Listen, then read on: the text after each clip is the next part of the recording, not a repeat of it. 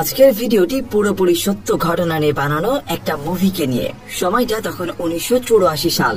Florida শহরে রাতের আধারে রাস্তা থেকে লিজা নামের 17 বছর বয়সী একটা টিনেজার মেয়েকে কিডন্যাপ করে এক ভয়ঙ্কর সিরিয়াল কিলার। এরপর ওই নরপশু মেয়েটাকে টানা 26 ঘন্টা রেপ করে। এর আগেও এই কিলার মোট 16টা মেয়েকে রেপ করে মেরে ফেলেছে। তবে এই মেয়েটা সৌভাগ্যক্রমে লোকটার হাত থেকে পালাতে সক্ষম হয়। কিন্তু সবচেয়ে আশ্চর্যের বিষয় হলো তার সাথে এমন নৃশংস ঘটনা ঘটলেও তার পরিবার এসব কিছুই বিশ্বাস করে না। মানে একটা মেয়ের কাছে তার পরিবারই হলো সবকিছু, কিন্তু সেই পরিবারই তাকে বিশ্বাস করে না। আর এ কারণেই এই মুভিটার নাম দেয়া হয়েছে বিলিভ মি, মানে আমাকে বিশ্বাস করো। আর হ্যাঁ, গল্পের একেবারে শেষটায় গিয়ে আমি সত্যিকারের লিজার সাথে পরিচয় করিয়ে দিব, যার সাথে এই ঘটনা ঘটেছিল, আর সে এখনো এই পৃথিবীতে বেঁচে আছে। তো শক্ত হয়ে বসে। ফ্লোরিডা শহরের একটা ছোট্ট ক্যাফে দিয়ে গল্পটা শুরু হয়। লিজা নামের একটা মেয়ে এই ক্যাফেতে কাজ করে। লিজা আসলে অনেক সৎ এবং পরিশ্রমী একটা মেয়ে। সে সব কাস্টমারদের সঙ্গে অনেক ভালো ব্যবহার করে, যার কারণে লিজাকে তার বস অনেক ভালোবাসে। তাই লিজা একদিন তার বসের কাছে গিয়ে প্রমোশনের কথা বললে তার বস দ্বিতীয়বার না ভেবেই লিজাকে সামনের কাউন্টারে বসার অনুমতি দেয়, মানে তাকে ম্যানেজারের দায়িত্ব দিয়ে দেয়। তো যাই হোক, প্রতিদিনের মতো লিজা যখন আজও তার কাজ শেষ করে বাড়ি ফিরছিল, তখন লিজার জীবনের আসল ঘটনা জানা যায়। আসলে লিজাকে যেমনটা দেখা যায়, ক্যাফেতে হাসি খুশি, সবার সাথে অনেক ভালো ব্যবহার করে এবং তাকে দেখে মনে হয় যেন সে তার জীবন নিয়ে অনেক হ্যাপি আছে। আসলে এটা ভাবাটাই স্বাভাবিক, কারণ লিজার মতো একটা উঠতি বয়সের মেয়ে অনেক হাসি খুশি এবং আনন্দের সাথে থাকবে, এটাই স্বাভাবিক। কিন্তু লিজার জীবন পুরোটাই উল্টো, যেখানে সবাই সারাদিন কাজ শেষে বাড়ি ফেরার সময় অনেক খুশি থাকে, কিন্তু দেখা যায় লিজা বাড়ি ফিরতে ভয় পায়, যেন মনে হয় ওটা তার বাড়ি নয়, বরং নরকের মতো অত্যাচারের জায়গা। ওই দিন সাইকেল চালানোর সময় লিজা বাড়িতে তার সাথে হওয়া বিভিন্ন ঘটনার কথা ভাবতে থাকে। একদিন রাতে লিজা যখন ঘুমিয়েছিল, তখন তার ঘরে একটা লোক প্রবেশ করে তাকে রেপ করে। আর এই লোকটি কে বা তার পরিচয় কি, এটা একটু পরে আপনারা জানতে পারবেন। তো এইসব ভাবতে ভাবতে লিজা সাইকেল চালাতে থাকে। এরই মধ্যে সে রাস্তায় একটা গাড়ি দেখতে পায়। লিজার মনে হচ্ছিল গাড়ি থেকে কেউ একজন তাকে ফলো করছে।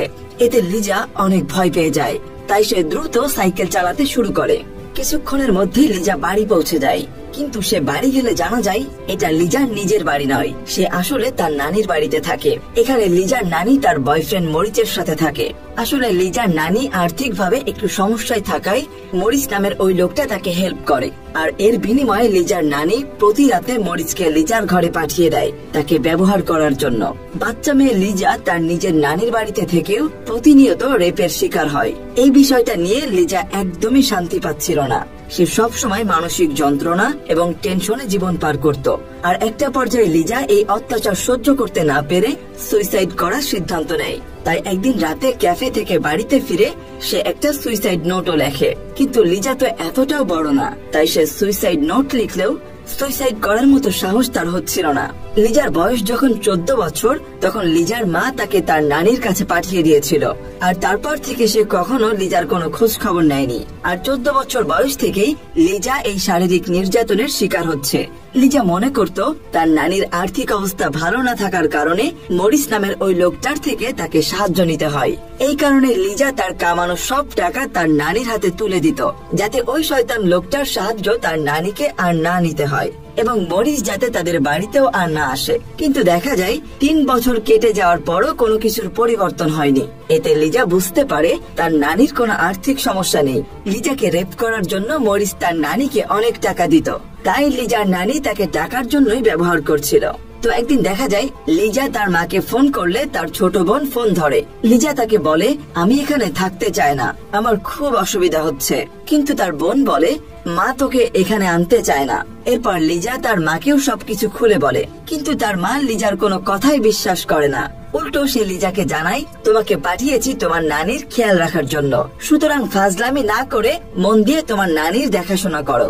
লিজার মায়ের কথা শুনে বোঝা যায় লিজার জন্য তার বিন্দু মাত্র চিন্তা নেই, জন্ম দিয়েই যেন তার কাজ শেষ। আর এই কারণে সে লিজাকে দূরে পাঠিয়ে তার ঝামেলা শেষ করতে চায়। আসলে লিজার উপর হওয়ার রোজ রোজ এই অত্যাচারের কথা তার মাও জানতো, কিন্তু সে কোনো প্রতিবাদ করত না। কিন্তু এদিকে বেচারি লিজার অবস্থা দেখার মতো কেউ নেই। তার কপাল আর 5টা সাধারণ মেয়ের মতো ভালো ছিল না।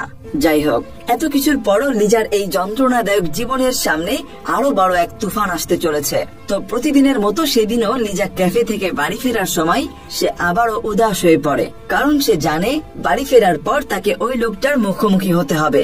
ঠিক তখনই লিজা রাস্তার আগের দিনের ওই গাড়িটাকে দেখে, তবে গাড়িটা আজ লিজার পিছু নিতে শুরু করে। এতে লিজা প্রচন্ড পরিমাণে ভয় পেয়ে যায়। সে অনেক দ্রুত সাইকেল চালাতে শুরু করে। ওই গাড়িটা একটা মিডল রাস্তায় এসে দাঁড়িয়ে পড়ে, আর সুযোগ বুঝে গাড়ির ড্রাইভার লিজাকে পিছন থেকে এসে ধরে ফেলে। লিজা নিজেকে বাঁচানোর জন্য অনেক চিৎকার করে, কিন্তু তার আওয়াজ কেউ শুনতে পায় না। লোকটা লিজাকে বন্দুকের ভয় দেখিয়ে গাড়িতে উঠিয়ে নেয়। এই লোকটার নাম হলো ববি। সে লিজাকে গাড়িতে তুলে নিয়ে তার চোখ বন্ধ করে রাখতে বলে আর চিৎকার করতে নিষেধ করে, নইলে গুলি করার ভয় দেখায়। লিজা ভয়ে চোখ বন্ধ করে রাখে। ববি লিজাকে গাড়ির মধ্যে নৃশংসভাবে রেপ করে।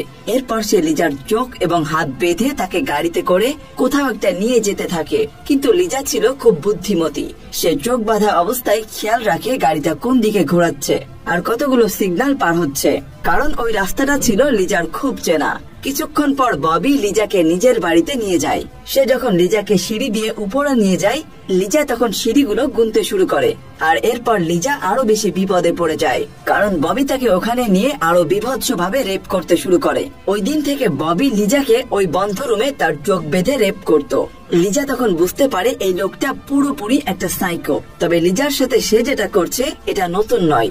লিজা নিজের বাড়িতেও তার নানির বয়ফ্রেন্ড দ্বারা এই শারীরিক নির্যাতনের শিকার হয় প্রতিদিন। তো শেষমেশ এই পরিস্থিতিতে পড়ে লিজা ভাবতে থাকে কিভাবে এখান থেকে বের হওয়া যায়, কারণ যে করেই হোক এই সাইকোর হাত থেকে পালিয়ে নিজের জীবন তাকে বাঁচাতেই হবে। তো পরদিন লিজা একটা প্ল্যান করে। ববি যখন তার কাছে আসে তখন লিজা বলে, আমি জানি তোমার জীবনে হয়তো এমন কোন মেয়ে এসেছিল যে তোমাকে বুঝতে পারেনি। সে তোমাকে চিট করেছে, যার কারণে তোমার আজ এই অবস্থা। তবে তোমার মানসিক অবস্থাটা আমি বুঝতে পেরেছি। আসলে লিজার টার্গেট ছিল সে এভাবে মিষ্টি মিষ্টি কথা বলে ববির মন গলিয়ে ফেলবে আর সুযোগ বুঝে পালিয়ে যাবে, কিন্তু তাতে কোনো লাভ হয় না। অন্যদিকে লিজা ওই দিন রাতে বাড়ি না আসায় তার নানি পুলিশ স্টেশনে গিয়ে লিজার নামে মিসিং ডায়েরি করলে পুলিশ এই কেসের ইনভেস্টিগেশন শুরু করে দেয়। তারা সর্বপ্রথম ওই ক্যাফেতে চলে যায় যেখানে লিজা কাজ করত। সেখানে লিজার বস পুলিশদের জানায় লিজা অনেক কর্মঠ এবং সহজ সরল একটা মেয়ে। সে কখনোই নিজে থেকে পালাতে পারে না, হয়তো তাকে কেউ কিডন্যাপ করে নিয়ে গেছে। তো এরপর পুলিশরা যখন লিজার মায়ের কাছে গিয়ে তার মেয়ের ব্যাপারে জানতে চায়, লিজার মা বলে ও হয়তো ওর বয়ফ্রেন্ডের সাথে পালিয়ে গেছে। এখানে লিজার মায়ের কথা শুনে বোঝা যায় লিজার ব্যাপারে তার বিন্দুমাত্র চিন্তা তো নেই, উল্টো নিজের মেয়ের ব্যাপারে উল্টাপাল্টা কথা বলতেও তার মুখে একটুও বাধে না। তো লিজার মায়ের কথা শুনে পুলিশরা চলে যাওয়ার সময় লিজার বোন তাদের থামিয়ে বলে, লিজা খুব সহজ সরল একটা মেয়ে, ও কখনোই কাউকে না বলে পালিয়ে যেতে পারে না। ওর সাথে নিশ্চয়ই খারাপ কিছু হয়েছে। দয়া করে আপনারা আমার বোনকে খুঁজে বের করুন, ও নিশ্চয়ই কোনো বিপদে পড়েছে। এদিকে ববিকে দেখা যায় সে লিজার কাছে গেলে লিজা তার মুখ বারবার স্পর্শ করার চেষ্টা করে, যাতে সে আন্দাজ করতে পারে যে ববি দেখতে কেমন। তো ওই দিন লিজা ববিকে বলে, আমার বাবার অনেক শরীর খারাপ, আমি ছাড়া তার এই পৃথিবীতে আর কেউ নেই, তাই এই মুহূর্তে তাকে দেখতে আমার খুব ইচ্ছা করছে। এসব বলে সে ববির সামনে একটু মিথ্যা সিম্প্যাথি নেওয়ার চেষ্টা করে, কিন্তু তাতেও কোনো লাভ হয় না। ববির মন গলে না। কিছুক্ষণ পর লিজা প্ল্যান করে টয়লেটে যাওয়ার অজুহাত দেখায় এবং টয়লেটে গিয়ে সে তার চিহ্ন টয়লেটের বিভিন্ন জায়গায় রেখে আসে।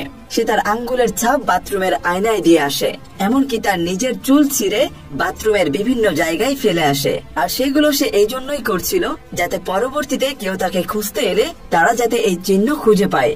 এদিকে এতক্ষণ ধরে লিজা বাথরুমে থাকার কারণে ববির অনেক সন্দেহ হয়, তাই সে বাথরুমের দরজার কাছে গেলে দেখে লিজা ভিতর থেকে দরজা লক করে রেখেছে। এতে ববি প্রচন্ড রেগে যায়। কিছুক্ষণ পর লিজা বাথরুম থেকে বের হলে ববি প্রচন্ড ক্ষেপে গিয়ে তাকে মারতে আসে।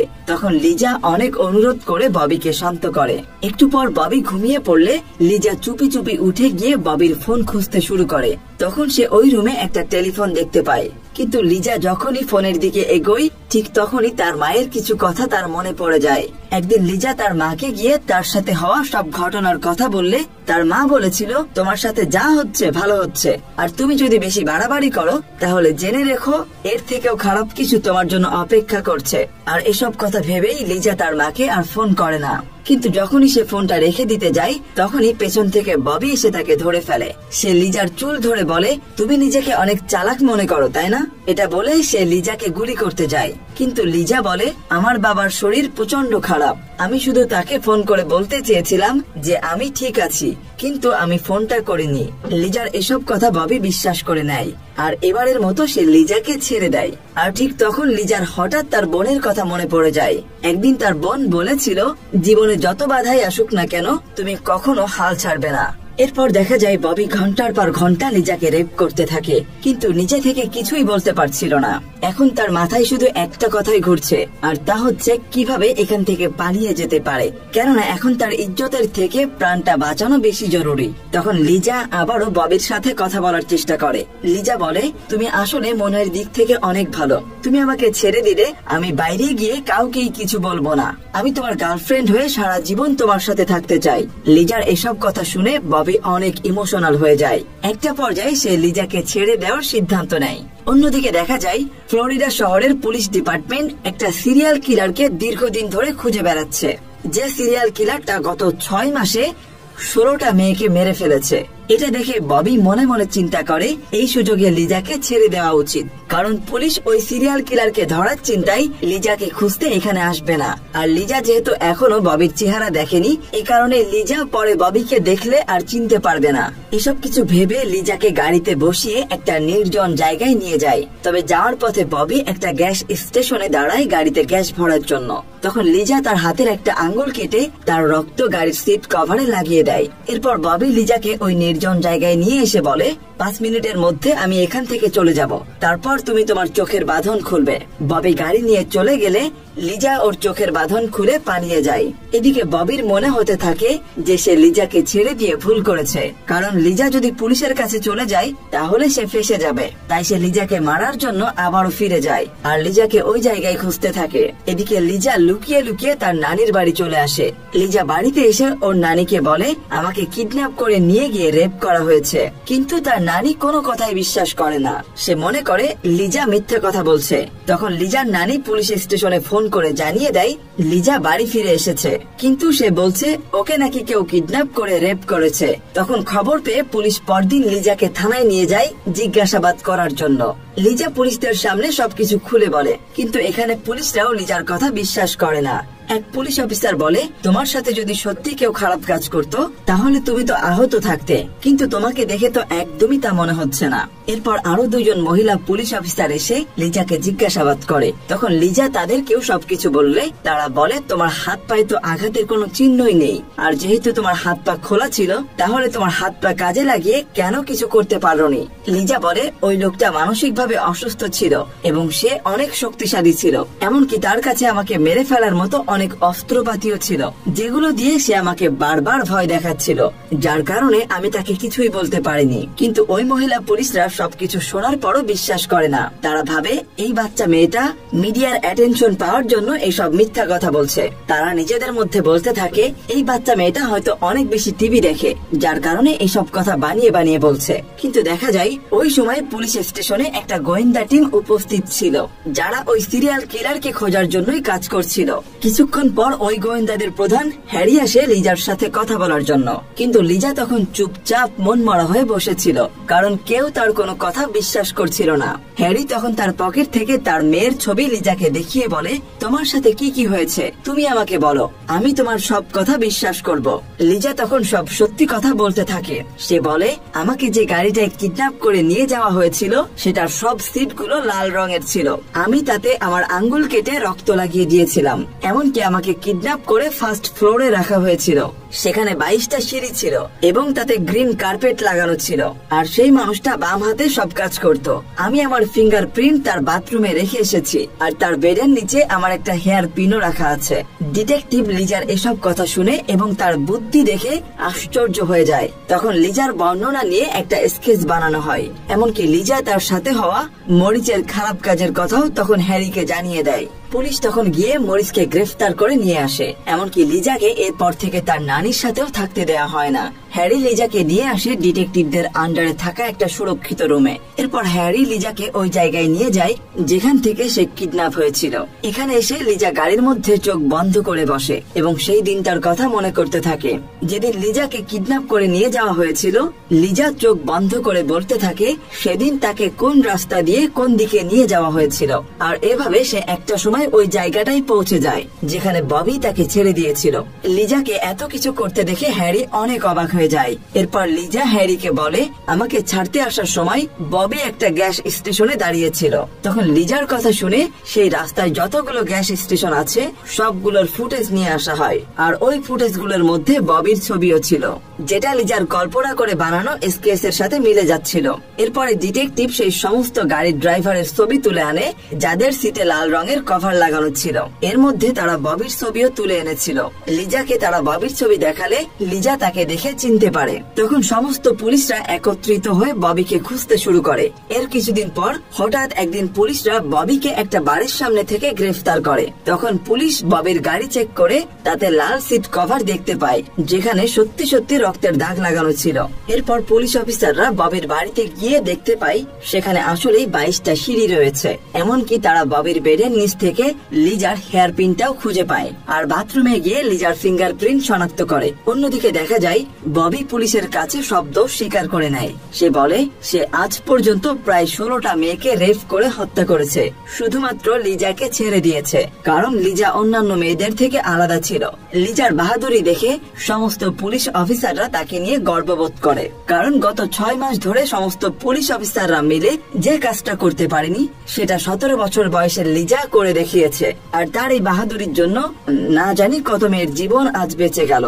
এরপর ওই ডিটেকটিভ অফিসার হ্যারি লিজাকে তার বাড়িতে ফিরিয়ে দিতে চাইলে লিজা তার মায়ের কিংবা নানির বাড়িতে আর ফিরতে চায় না, কেননা এই একই অন্যায় তার নিজের মা এবং নানি প্রতিনিয়ত তার সাথে করছে। টাকার জন্য তার নানি মরিস নামের ওই নরপশুর সামনে তাকে বারবার ঠেলে দিয়েছে। তখন হ্যারি লিজার আন্টির সাথে যোগাযোগ করে, লিজাকে তাদের কাছে দিয়ে দেয়। যেহেতু লিজার আন্টি নিঃসন্তান ছিল তাই তারা লিজাকে দত্তক নেয়। ওই দিন তারা লিজার সাথে হওয়া এই অন্যায়ের জন্য ক্ষমা চায়। সাথে তারা এটাও বলে এখন থেকে তারা লিজার খেয়াল রাখবে এবং তার যাবতীয় সব নিরাপত্তার দায়িত্ব নিবে। অবশেষে লিজা তার আন্টিদের সাথে যাওয়ার আগে হ্যারিকে জড়িয়ে ধরে ধন্যবাদ জানায়, কারণ একমাত্র হ্যারি তাকে বিশ্বাস করেছিল। তখন হ্যারি তার নিজের চোখের পানি ধরে রাখতে পারে না, কারণ লিজাকেও সে নিজের মেয়ের মতোই দেখতে শুরু করেছিল। এর কিছুদিন পর লিজা তার মায়ের কাছে একটা চিঠি পাঠায় যেখানে সে লিখেছিল, মা তুমি সব সময় বলতে যে আমি একটা ভালো লাইফ ডিজার্ভ করি না, কিন্তু তুমি ভুল ছিলে আর এটা আমি প্রমাণ করে দেখিয়েছি। আর নিচে লেখা ছিল গুড বাই। এটা দেখে লিজার মা তার ভুল বুঝতে পারে। সে তখন রিয়েলাইজ করে সে নিজের মেয়ের সাথে কতটা খারাপ কাজ করেছে। আর এখন লিজার ছোট বোনও তার মাকে আর বিশ্বাস করে না। তাই কিছুদিন পর সেও লিজার কাছে চলে আসে এবং তারা দুই বোনই এখন তাদের আন্টির সাথে নতুন ভাবে জীবন শুরু করে। বেশ কয়েক বছর পর লিজাকে দেখা যায় সে এখন একজন পুলিশ অফিসার হিসেবে দায়িত্ব পালন করছে। আর সে বর্তমানে একজন পুলিশ অফিসার হয়ে সব মানুষদের ন্যায় বিচারে সাহায্য করছে। এখন অনেক ভালোভাবেই সে জীবন পার করছে, যদিও তার অতীত ছিল খুবই ভয়াবহ। সে যদি তখন হতাশ হয়ে সুইসাইড করত তাহলে আজকের অবস্থানে আসতে পারত না। লিজাকে বব নামের যে নরপিশাচ এমন অমানবিক অত্যাচার করেছিল সেই ববের মৃত্যুদণ্ড দেয়া হয়েছে। 2019 সালের মে মাসে দীর্ঘ জেলবন্দি জীবন থেকে মুক্তি দিয়ে তার মৃত্যুদণ্ড কার্যকর করা হয়। আর সেই লিজা বর্তমানে একজন পুলিশ অফিসার হিসেবে চাকরি করছে। আপনি অনলাইনে সার্চ করলেও এই ঘটনার সম্পর্কে অনেক কিছুই জানতে পারবেন। লিজাকে আমরা আমাদের জীবনের জন্য আদর্শ উদাহরণ হিসেবে নিতে পারি। আমরা যে অবস্থায় থাকি না কেন, সুইসাইড বা আত্মহত্যা কখনো সমস্যার সমাধান হতে পারে না। যারা খারাপ হতাশাজনক লাইফে রয়েছে তার মানে এই না যে সারা জীবন আপনার লাইফ এভাবেই চলবে। আপনাকে সাহস নিয়ে সামনে এগিয়ে যেতে হবে, তাহলে দেখতে পাবেন ভালো দিনগুলো আপনার জন্যই অপেক্ষা করছে। তো আজ এ পর্যন্তই। সবাই ভালো থাকবেন, সুস্থ থাকবেন। দেখা হবে।